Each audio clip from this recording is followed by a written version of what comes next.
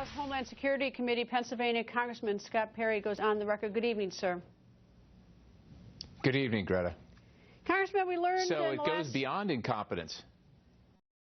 It goes beyond incompetence. When you find out they missed it, you think, well, how did that happen? But when you realize there's actually a memo signed by Jay Johnson that says that this was actually the policy not to look at their social media, then you wonder if the existential threat is just ISIS or Islamists, or is it also an administration that, for political narrative, puts policy and political correctness above the national security of the nation?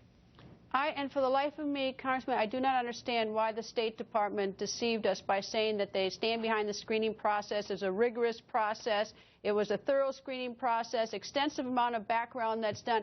You know, were they trying to deceive us, or were they incompetent? But I would have much preferred if they said early on, we just don't know. But instead they put out this narrative just to deceive the American people. And, you know, I don't get that.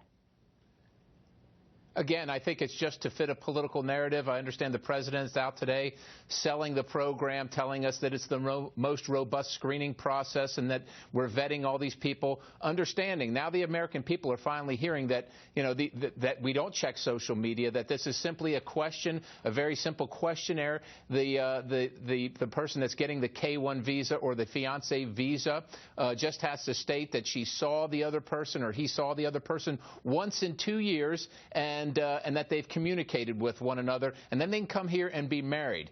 I mean, what is robust about that, and what is thorough about that? It shows also that this administration has no idea what this threat is, what this enemy is, has no idea whatsoever what the lengths that they're willing to go to. And they really don't have to go far to beat this system, obviously.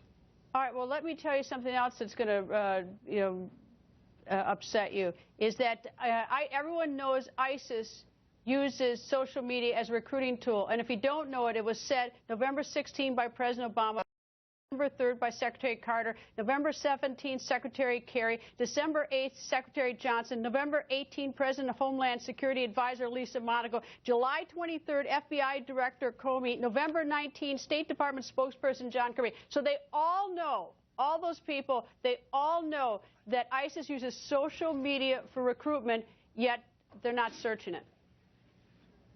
Yeah, and the hits just keep coming. Again, you just got to wonder.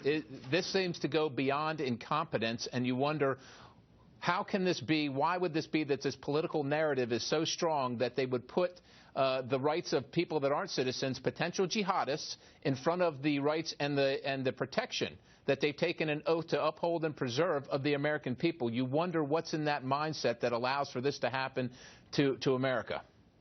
Congressman, thank you for joining us, sir.